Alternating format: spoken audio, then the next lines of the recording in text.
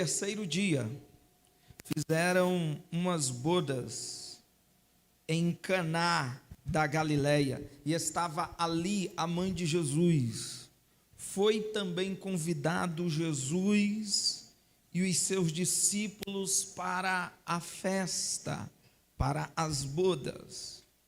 E faltando vinho, ou acabando o vinho, a mãe de Jesus lhe disse: não tem vinho, acabara o vinho. Disse-lhe Jesus, olha a resposta meio que grosseira na nossa interpretativa brasileira: mulher, que tenho eu contigo?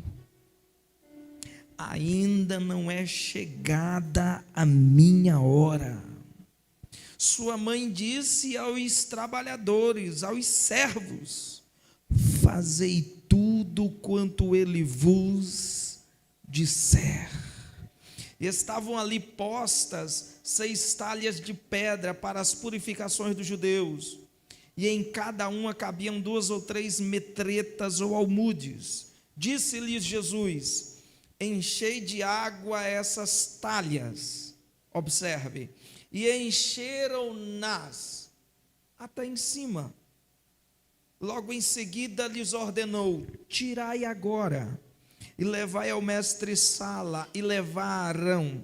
E logo que o mestre-sala provou a água feita vinho, não sabendo de onde viera, se bem que sabiam os trabalhadores, os serventes, de onde tinha tirado a água, chamou o mestre-sala ao esposo e disse-lhe: todo homem põe primeiro o vinho bom, e quando já tem bebido bem, então o inferior, mas tu guardastes até agora o bom vinho. Jesus assim principiou os seus sinais em Caná da Galileia e manifestou, olha que legal, olha que lindo, olha que maravilhoso, e manifestou a sua glória, e os seus discípulos creram nele. Diga glória a Deus. Podei-vos assentar.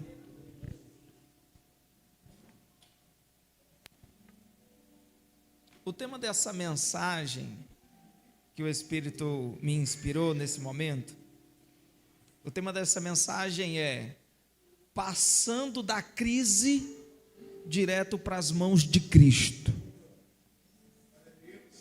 Se tem uma coisa que a gente não espera, é a tal da crise.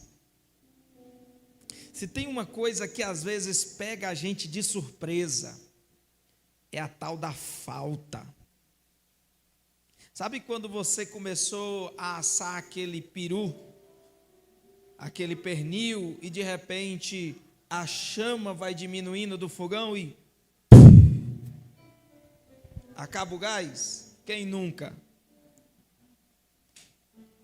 A falta quase sempre pega a gente de surpresa. A crise nunca avisa o dia que vai chegar. E é o que nós encontramos dentro desse texto. Uma temática muito tocada, falada, crise. E nunca esta palavra tão amarga fez tão parte da sociedade brasileira, local, por que não dizer mundial, fez tão parte da nossa vida. Crise. E é o que esse casal vai passar, porque o texto diz: e no terceiro dia fizeram as bodas em Caná da Galileia. Foi também Jesus e os seus discípulos convidados para as bodas, mas acabando o vinho, a mãe de Jesus lhe disse: não tem vinho. Queridos, se tinha uma coisa, uma substância que não poderia, por motivo nenhum, razão alguma, faltar, era o vinho. Não só pelo seu significado, mas porque sem ele o casamento estaria anulado. Porque os casamentos judaicos tinham uma durabilidade em média de 7 dias. E no último dia, para se oficializar, sacramentar a união de dois judeus, era necessário, como se fosse uma espécie de rito, aonde o noivo e a noiva tomavam em uma taça só de vinho e estava sacramentado o casamento. E se não tivesse o vinho, o casamento estava anulado ou adiado por 12 meses. Então não estamos falando de uma falta qualquer, estamos falando de uma falta que pode arruinar uma construção. Porque nós sabemos que a construção familiar surge a partir dos laços matrimoniais. Então não estamos falando de uma crise qualquer, estamos falando de uma crise que vem para adiar ou de uma vez por todas arruinar os sonhos matrimoniais deste casal. Mas, gente, nós poderemos até interpretar de maneira errônea e acreditar que esses noivos não se prepararam à altura para a festa. Porque que como logo que é mais importante, eles deixam faltar. Como que aquilo que é necessário para sacramentar e oficializar a realização de sonhos, eles deixam faltar. Mas aí é que a gente se engana. Porque não estamos falando de uma festa a nível simples, estamos falando de uma festa chique. Estamos falando de uma festa bem regida e orquestrada. Por quê? Porque nesta festa tem chefe de cozinha, Maria. Nesta festa tem serventes, trabalhadores, garçons. E para melhorar ainda o nível dessa festividade, tem um cerimonialista. Você, quando casou, conseguiu pagar um cerimonialista? Você, quando fez aquela festa de 15 anos, você teve condições de contratar uma diária de 5 garçons para servir refrigerante, bolo lá na sua festa? Vamos combinar que é meio caro. No mínimo seus primos, seus irmãos, até você estava servindo mesa no dia que você casou, no dia da sua festa de casamento, enfim. É caro, gente, vamos combinar que é caro. E nessa festa aqui, não tem só cerimonialista, pessoas para servir a mesa. Aqui tem uma chefe de cozinha. Vamos combinar que isso é caro. Isso é caro. Então, nós começamos a observar que houve um certo investimento financeiro para que toda essa festividade não faltasse um guardanapo. Observe que essa festividade houve uma entregabilidade, uma autodoação, porque os casamentos judaicos não eram como os nossos, aonde o interesse é somente do noivo e da noiva. Não. Os casamentos judaicos não eram interesse somente dos noivos, mas era interesse das famílias. E o casamento judaico não começava a ser organizado com 3 meses. Começava-se os preparativos com 12 meses de antecedência. Banhos, preparação, jejuns, sacrifícios, 12 meses com uma grinalda de 10 dracmas na cabeça, que era o sinal de aliança, de noivado. E ambas as famílias investiam recurso financeiro e recurso social de autodoação. Agora imagine você contrata cerimonialista, você paga um buffet, um chefe de cozinha, garçons. E eu não estou falando de uma festa que dura 2 horas, estou falando de uma festa que dura 7 dias. O custo, minha gente, é altíssimo, sim ou não? Sim ou não? Gente, tu aguenta 7 dias. Talvez você consiga pagar 50 mil, 100 mil num casamento que dure 2 horas. Mas é complicado você conseguir bancar um casamento que dure 7 dias. É complicado. Sim ou não? Só que essas famílias, investiu um alto recurso financeiro. Foi muito trabalho, doação, entregabilidade e sacrifício para que tudo saísse perfeito, para que tudo estivesse nos mínimos detalhes orquestrado, regido, muito bem posicionado. Se eu investisse pelo menos a metade que essas famílias investiram, eu não ia querer que faltasse um garfo na mesa de um convidado. Eu não ia querer que faltasse um salgadinho. Ainda mais pobre, né?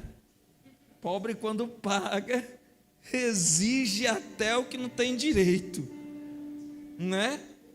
Às vezes está passando mal, mas eu paguei, eu vou comer tudo.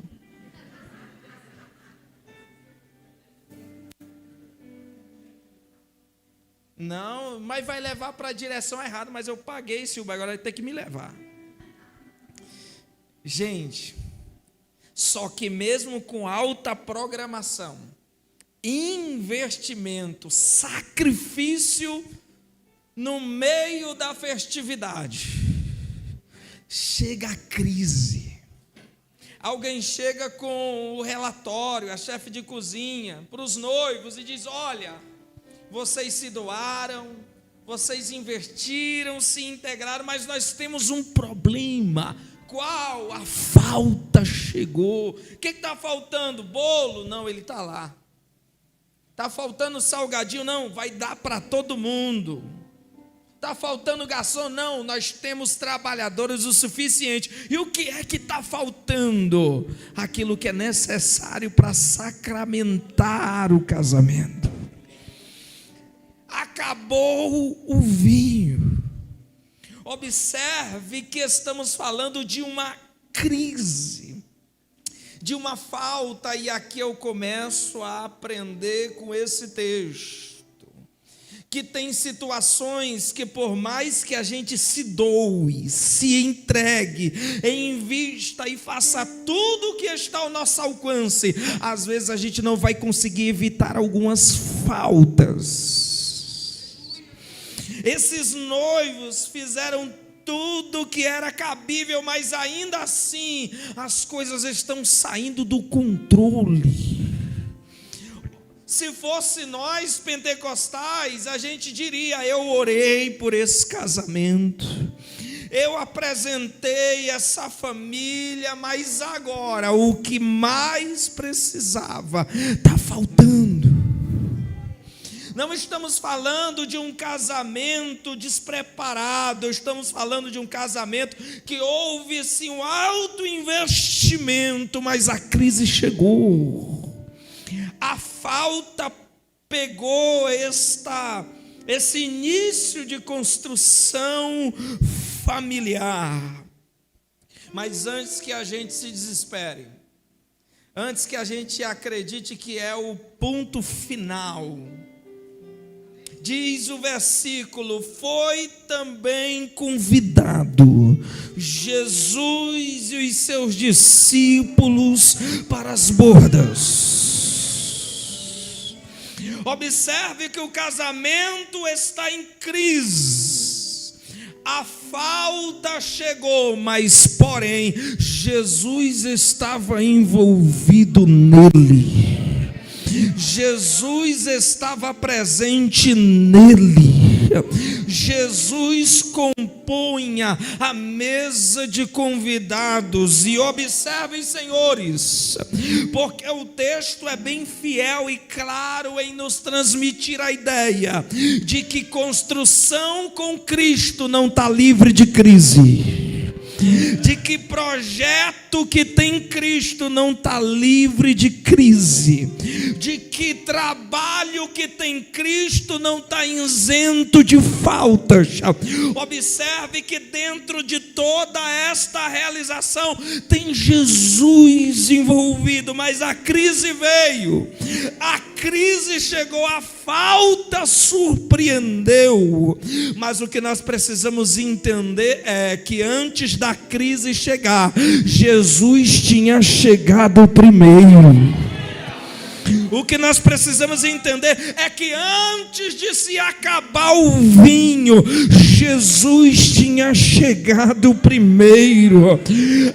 Antes de se esgotar o símbolo da alegria, Jesus tinha chegado. Eu não sei se você compreende aquilo que a palavra nos transmite, mas o que Deus libera sobre a minha vida e a sua é: antes da crise chegar, eu cheguei primeiro. Antes da falta se manifestar, quem se manifestou primeiro foi Ele. Acotovele o companheiro que está ao seu lado, acotovele o companheiro e diga para ele: antes da crise, quem chegou foi Cristo. Não fala antes da crise, quem chegou foi Cristo. Só que o problema que se desencadeia quando a crise chega, eu desacredito de quem chegou primeiro. Não, porque se Cristo tivesse aqui, a crise não estava se desenrolando. Porque se Cristo estivesse dentro dessa construção, o pau não estava quebrando. Mas eu preciso lhe advertir: cuidado para não desmerecer a Cristo por causa da crise que chegou. Porque embora esse casamento, essa realização, essa construção esteja passando por uma crise, Jesus está no meio dele. Jesus faz parte dele. Jesus está envolvido com ele. Eu passei situações que quando a crise e a falta chegou, eu dizia: Jesus não está nesse negócio. Jesus, não, porque senão a falta não tinha chegado, não tinha pegado a gente. Oh glória, é como se fosse aquela frase de Marta e Maria: Senhor, se o Senhor estivesse aqui, meu irmão não teria morrido. Se o Senhor de fato se importasse conosco, meu irmão não teria morrido.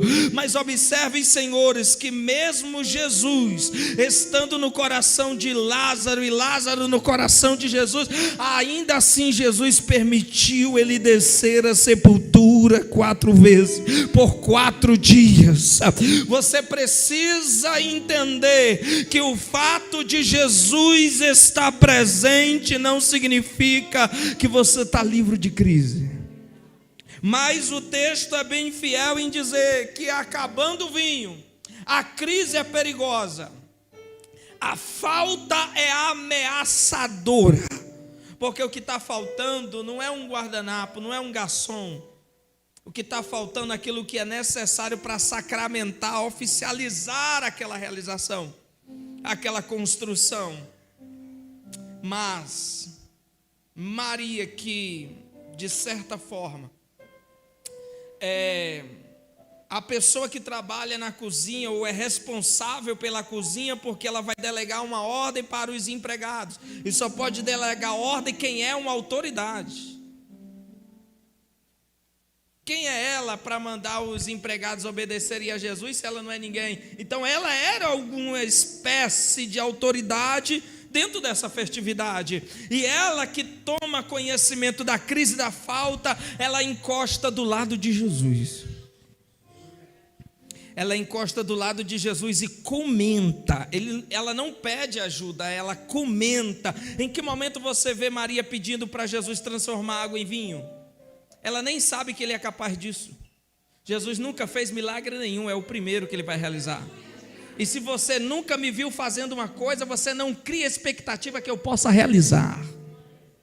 Jesus nunca tinha feito milagre, ou seja, ela não está pedindo para ele realizar algum milagre, ela está comentando a situação que está acontecendo. Ela cotovela ele e fala: meu filho, acabou o vinho, eles estão sem vinho. Em outras palavras, sabe o que é que Maria está dizendo? Esse casamento está ruindo de dentro para fora. Lá no salão tem gente cantando, tem gente dançando, mas aqui por trás dos bastidores, por trás das cortinas, há uma falta, há uma crise, está faltando vinho. Em outras palavras, sabe o que Maria está dizendo? Está bonito, tem gente cantando, postando foto, dizendo que está mil maravilhas, mas essa história não vai muito longe, essa festividade não vai durar, esse casamento não vai dar certo. Ela comenta com Jesus, que refuta com a espécie de grosseria, que olha para ela e diz: mulher, qual é o teu problema comigo? A minha hora não é chegada. Me parece que Jesus ficou ofendido com o comentário dela, não parece não? Não parece não que Jesus ficou meio ofendido com o comentário? Ela não está falando dele, está falando para ele. Está falando para ele, mas não está falando dele. Ela está dizendo: sim, meu filho, não vai durar essa festa. É alguém dentro do casamento desacreditando no sucesso dele. É alguém participando da realização, mas que não acredita no sucesso dela. Isso não vai durar, isso não vai prosperar. E quem sabe tem alguém dentro da sua construção, dentro do seu lar, liberando decretos negativos, não vai muito longe. E quem sabe tem alguém dentro da sua zona de segurança, liberando palavras de prejuízos, porque é o que Maria intuitivamente ela está fazendo. Isso não vai durar, mas Jesus parece que se ofende, que diz: que tenho eu contigo, mulher? A minha hora não é chegada. É como se Jesus estivesse dizendo para ela: qual é o teu problema comigo? Eu ainda não morri, eu estou vivo no meio dessa realização.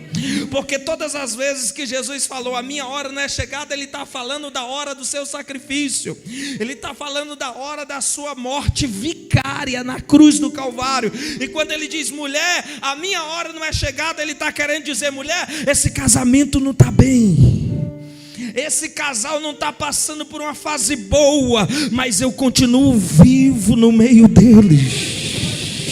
Eu preciso liberar essa palavra. Eu continuo vivo aqui dentro desse ambiente. O ambiente está passando por uma falta, mas eu estou junto. O ambiente está sofrendo com uma crise, mas eu estou junto. Tem uma, duas, três mãos levantadas lá atrás. Deus está dizendo: a fase não é boa, mas a presença vai sustentar. Eu estou vivo. O momento não é bom, mas eu continuo envolvido. Eu continuo vivo. Eu continuo vivo. Eu preciso dizer para alguém aqui esta noite que talvez o momento para ti não é bom, mas assim diz o Senhor: eu continuo vivo. Vivo na tua vida, vivo na tua casa, vivo no teu casamento, na tua construção profissional, ministerial, espiritual e familiar. Você chegou aqui preocupado, você chegou aqui angustiada, porque a fase não é boa, a travessia é terrível, mas Deus manda dizer: eu continuo vivo. A minha hora não é chegada. Jesus está dizendo: eu continuo envolvido aqui. Porque quando as coisas desandam, a nossa mente humana começa a acreditar que Deus perde o envolvimento com a gente. A gente começa a defender a ideia de que Deus desiste de se envolver conosco. Mas eu me lembro muito bem de uma fase ruim que viveu o profeta Elias. Recebeu uma promessa de morte de Jezabel, dizendo: me faça outro tantos deuses, se amanhã eu não botar a tua cabeça numa bandeja. Elias deu pressão psicológica, abandonou seu servo em Berseba e foi se isolar no deserto, e lá ele pede a morte 2 2 vezes.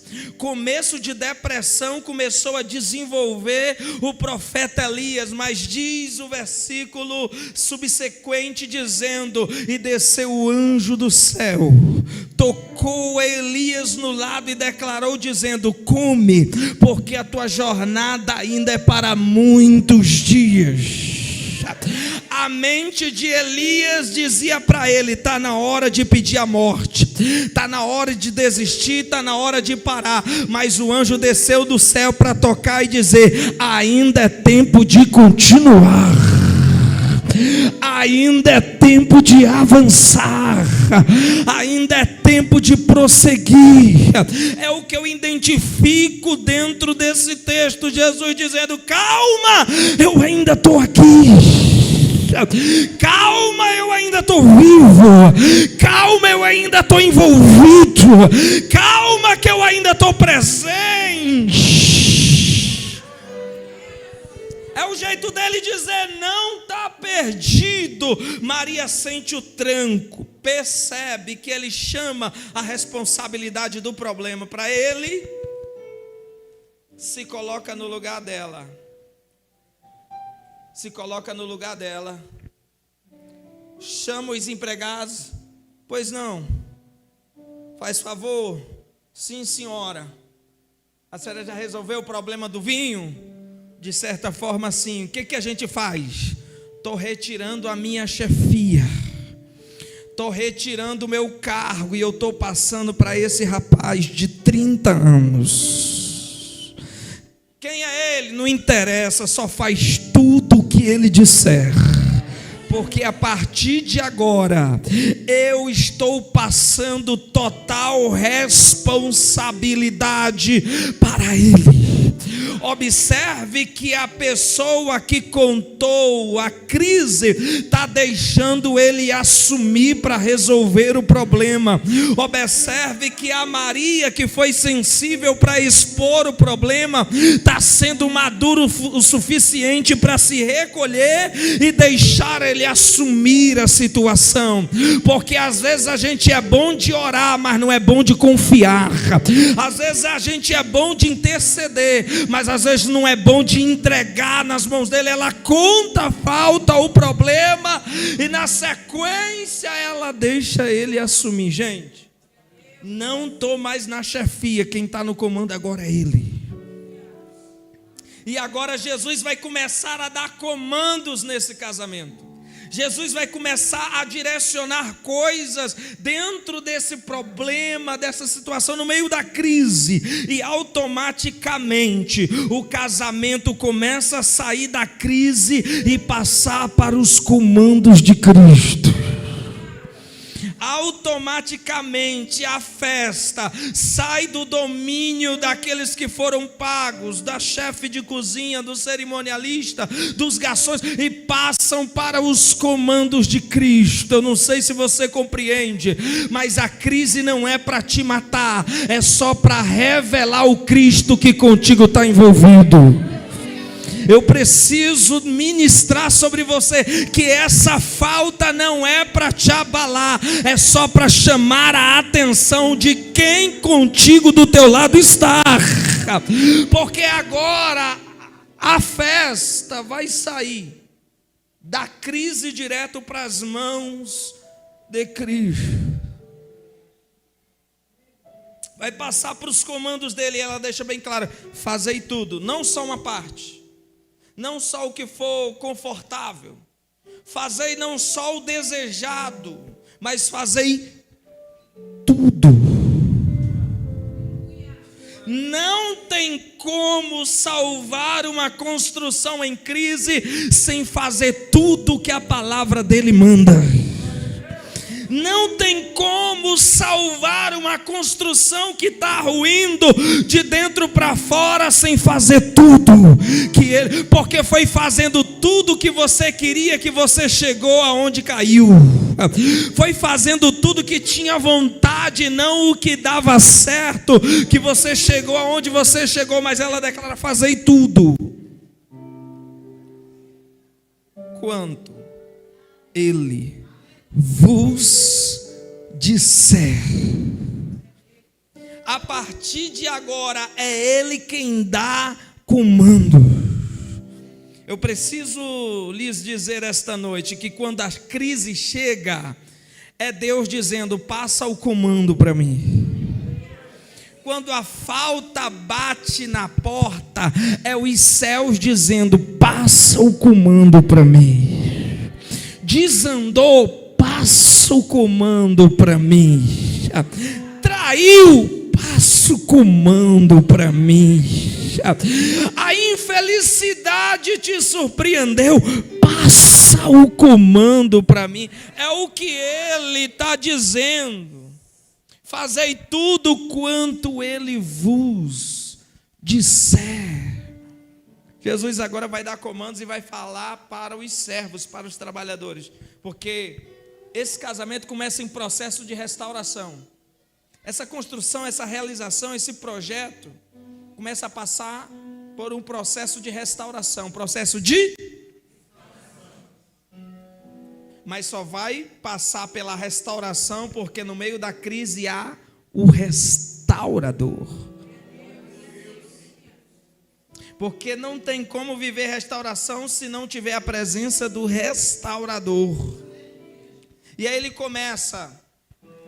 Número 1, tem que ter servo. Porque se não tiver servo, não tem como salvar. Porque se não tiver alguém para obedecer os seus comandos, não adianta nem ele falar. Então, primeiro chama-se os servos. Porque para salvar esse negócio aí que está ruindo, vai precisar ter servo dentro desse negócio que você está querendo restaurar. Vai precisar ter alguém que consiga ouvir as diretrizes que vêm do céu e consiga obedecer. Chamou os servos, ele começa a dar comando: pegai essas talhas que os judeus usam no início da festa para lavar pé e mão. Tragam cá, enchei-nas de água até em cima. E eles encheram as talhas, 120 litros cada um. Encheram as talhas de água. Agora Jesus está articulando situações, pessoas e coisas dentro desse casamento, dentro dessa festividade.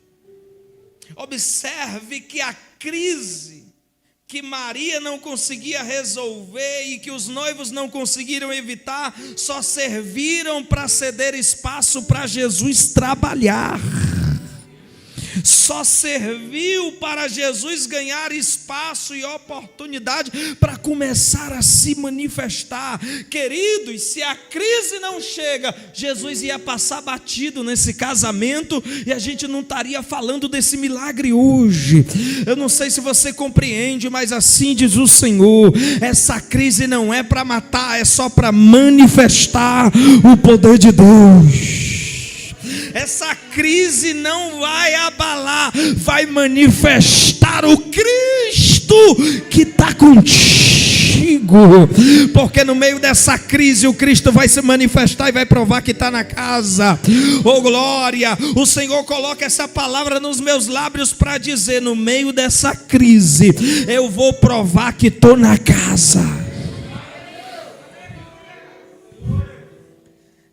Enchei de águas essas talhas, encheram-nas até em cima.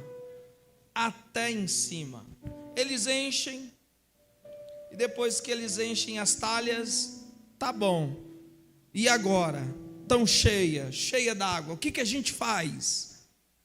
Aí Jesus declara: agora pega um cálice, retira da talha e leva para o mestre-sala provar. Gente, vocês observaram um detalhe? Jesus falou: enchei de água essas talhas. Os meninos foram lá embaixo, no ribeiro. Ou você acha que tinha água encanada? Não, os meninos foram lá no ribeiro, no poço, com os cântaros de uma capacidade de no máximo 12 litros. Não tinha nem garrafão de 20 litros. Olha só. Com os cântaros de uma capacidade de 12 litros. Os garotos iam lá no poço, enchia o cântaro de água, largava dentro da talha. Quando os meninos terminaram de encher as talhas d'água, Jesus olha, agora pega um copo, enche e leva para o mestre-sala provar. E quando o mestre-sala provou, ele percebeu que o vinho estava de alto nível. Irmão, eu não cresci com álcool na minha vida.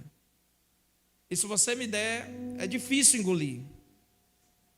Então qualquer coisa que você disser assim, ó, esse vinho aqui é top, é excelente, eu vou acreditar. Eu não sei.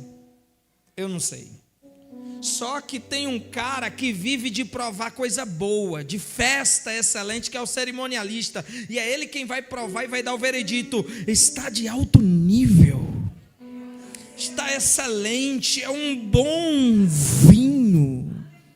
Mas queridos, vem cá, pelo amor de Deus. Em que momento Jesus transformou a água em vinho que eu não vi? Gente, em que momento Jesus, pastor Célio, o senhor que é um amante das escrituras, me diga. Em que momento Jesus transformou essa água em vinho, pelo amor de Deus? Ele não colocou nem a mão nas talhas, bateu o pé, orou, nada. Não invocou nem o nome do Deus de Abraão, diz nada. Em que momento que essa água se transformou em vinho? Eu tenho só uma revelação do alto que vocês podem chamar de especulação, fica à vontade, mas eu só tenho uma revelação do alto. É que porque Jesus não tocou na água, Jesus não tocou nas talhas, Jesus só deu comandos. Parece que eu vejo ele de braço cruzado dizendo: pega aquilo, bota aqui, pega a água, bota aqui e tal. E aí de repente já tem vinho do nada. Em que momento que ele transformou essa água em vinho? Vou entregar logo de uma vez. É que quando os garotos vinham do poço, pastor, com a água no cântaro que soltava dentro da talha, quando batia no fundo dela já se transformava em vinho. Vinham com a água dentro do cântaro, quando soltava dentro da talha, já se transformava no vinho que a festa precisa. Pastor, o que isso quer dizer? Só no processo da obediência o casamento já estava sendo salvo. Só no processo do cumprir da palavra aquela construção já estava sendo restaurada. Eles não estavam vendo, mas o milagre já estava acontecendo. Os trabalhadores não estavam percebendo, mas a água já estava sendo transformada em vinho. Você não tem que ver, você tem que obedecer. Você não tem que ver, você tem que crer. Oh glória, eu sinto o Espírito Santo aqui. O teu milagre já está autorizado, vai buscar água. A mudança já está autorizada, vai buscar água. Posiciona na talha. Oh glória. Segure na mão do colega, por favor, mas segura com verdade. Aperte a mão dele, por favor, diga: dá licença, aperte a mão dele forte e diga para ele: no processo da obediência já está acontecendo um milagre. Não aperta a mão dele, diga: no processo da obediência já está acontecendo um milagre. Oh glória! O que eu tenho que fazer? Só ir buscar água, porque a palavra já foi liberada. O que eu tenho que fazer? Pegar o teu cântaro, desemborcar e descer na fonte. Oh glória, desce na fonte porque o milagre já está autorizado.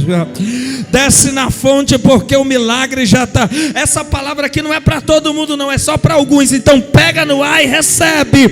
O milagre já foi autorizado. O milagre já foi autorizado. O milagre já foi. Desce na fonte. Você chegou aqui preocupado. Chegou aqui preocupada. Porque você se doou, se entregou, houve investimento e a coisa saiu do teu controle. Você olha e não conhece mais a pessoa, você olha e não conhece o filho, a filha que você criou com tanto amor e carinho, mas assim diz o Senhor, o milagre já foi autorizado. Só está faltando você ir na fonte, encher o cântaro, largar dentro da talha. E sabe o que é o mais interessante? É que depois que está cheio, legal, agora tira um copo e leva para quem entende de festa provar. Quando o cara que entende de festa provou, ele agora vai se dar o trabalho de elogiar. Ele manda chamar o esposo. Quando ele chama o esposo, ele não vai logo elogiando, ele solta um comentário antes, dizendo: olha, todo homem, olha o comentário antes do elogio, todo homem põe primeiro vinho bom. E depois que já está todo mundo embriagado, que perdeu a sensibilidade no paladar, coloca o inferior, mas tu guardastes até agora o bom vinho. Mas vem cá, quem está recebendo o elogio? É Jesus ou é o esposo? Quem está recebendo o elogio? Mas quem foi que preparou aquele vinho? Jesus. Se prepare, muita gente vai elogiar pelaquilo que na sua vida o Cristo vai começar a realizar. Se prepare, muita gente vai se dar o trabalho de elogiar aquilo que o poder de Deus vai começar a ministrar. Oh glória! E sabe o que é o mais lindo? É que o casamento que estava ameaçado vai terminar elogiado. 1, 2, 3 mãos levantou lá atrás. Eu vou repetir: o casamento que estava ameaçado termina elogiado. Oh glória! Porque a crise é só o momento, é o poder de Cristo que determina o final. A falta é só o momento, é o poder de Cristo que determina o final. Gente, estava ameaçado, estava correndo perigo, só que não estava acabado. Eu vou repetir para vocês, eu passei por situações assim, e principalmente no casamento. Porque minha esposa é manauara e eu cearense. O contraste é muito grande. Eu gosto de doce, ela é salgada. Eu gosto de acordar cedo, ela 9 horas. Eu tenho hora para almoçar, irmão. Ela mal tem hora para dormir. Gente, na praia eu ia de calça. E ela já botava o maiozinho, shortinho, é a saída de praia. Eu digo: não, não vai não. Não vai. Não vai. E foi luta. Ou eu matava, ou era morto. E detalhe, não cozinhava. Mas graças a Deus, Deus deu livramento, eu já sabia fazer alguma coisa. Deus deu livramento. E quando eu casei, eu disse para mim mesmo: nunca mais eu faço comida. Porque eu já morava sozinho há 2 anos, nunca mais eu lavo roupa. Nunca mais eu varro uma casa. Lasquei todinho.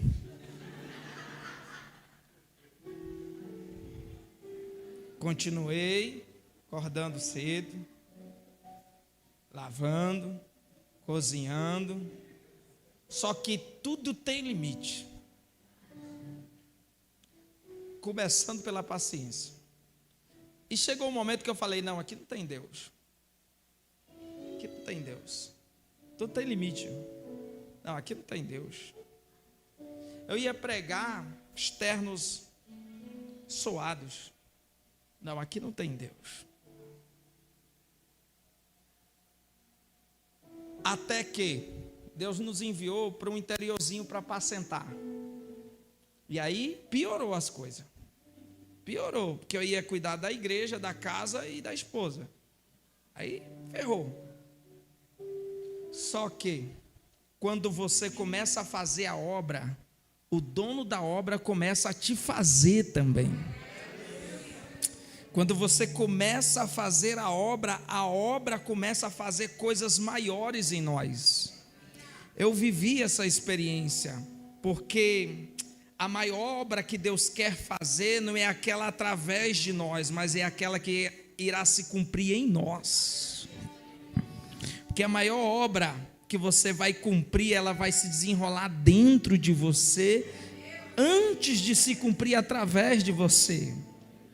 Hoje tudo é muito diferente, tudo muito diferente, é muito difícil eu cozinhar lá em casa, muito complicado, muito difícil eu cozinhar lá em casa. Aí agora já mudou um pouco, já sou eu que levanto um pouco mais tarde, estudo até um pouco mais tarde, acordo um pouco mais tarde, já levanta mais cedo, já faz as coisas. Só que assim, teve um momento que eu precisei passar o comando para a mão de Deus. E queridos, quem aqui é casado há 3, 5, 10 anos, irmão, tem alguns momentos que a gente fica se perguntando: o que foi que eu fiz da vida?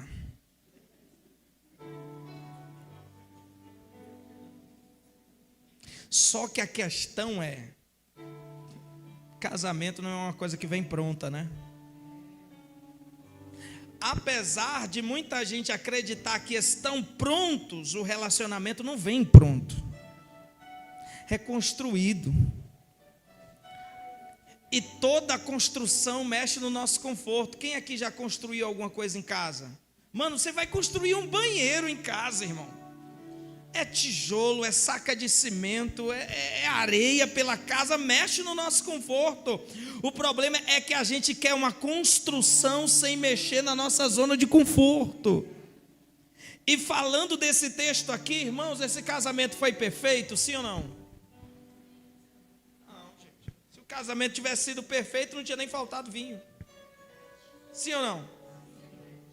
Perguntar de novo, o casamento foi perfeito, sim ou não? Casamento não foi perfeito, mas deu certo, sim ou não? Deu certo. Teve sucesso. Teve sucesso.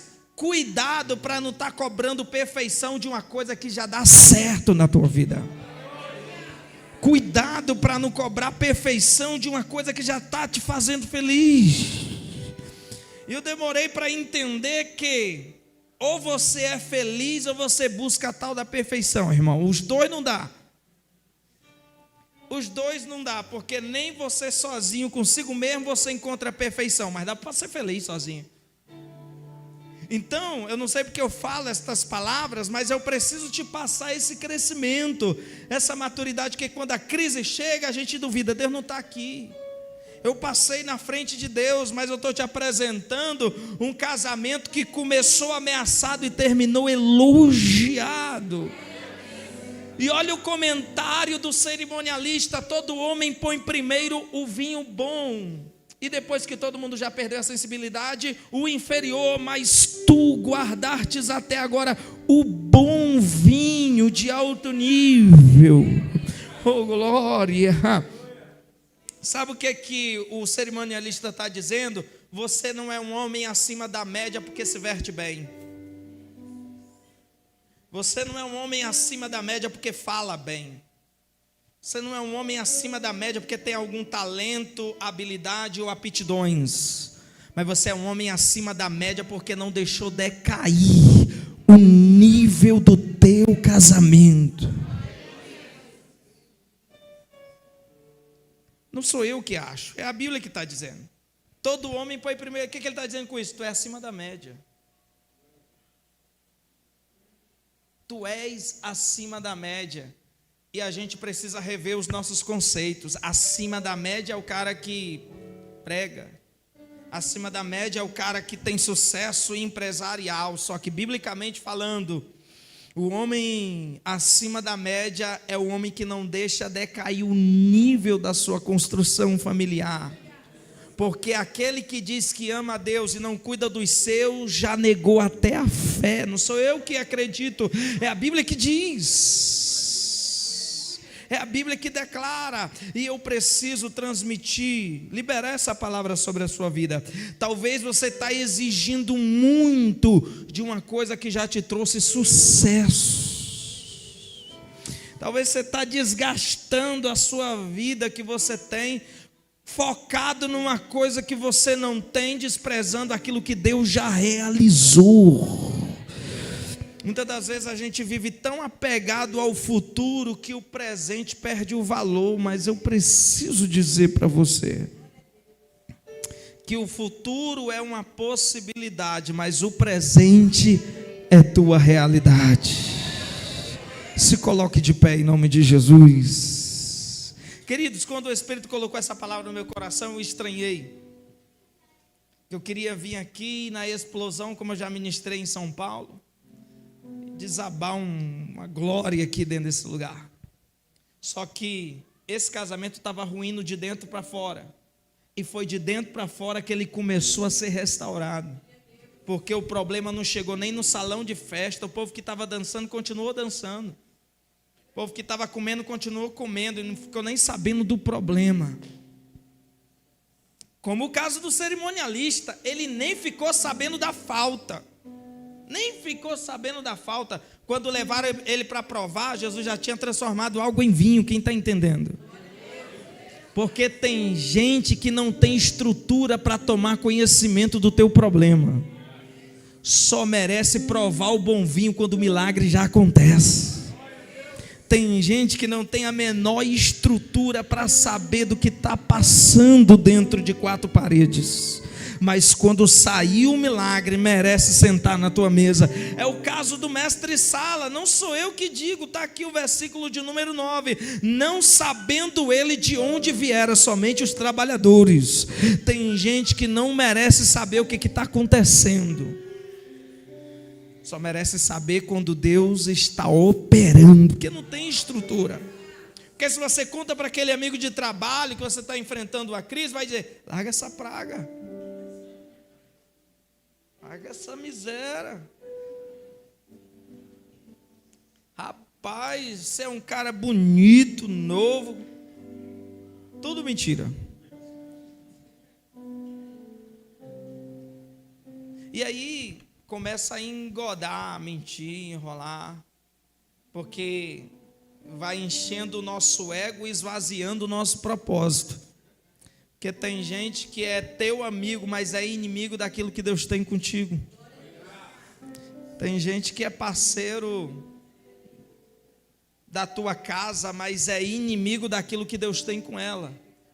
Quando eu fui para o interior, muitos amigos querendo o meu bem, falou: olha, não vai para o interior não, aquilo é o fim de mundo não vai não, tem muito potencial, vai continuar pregando, itinerância e tal, mas eu sei que aqueles amigos queriam o meu bem, só que era lá naquele interior que Deus estava gerando coisa grande. Você está entendendo? Deus permite alguma situação para que você e eu não caia na perdição. Deus permite algum problema a gente cair para que outro problema não venha nos decair. Eu quero orar com você e por você. Quantos acreditam que Deus esteve presente aqui nesse lugar? Diga glória a Deus. Eu quero orar com você e por você. E eu vou deixar o Espírito ministrar aqui por intermédio da revelação. Você fique ligado em nome de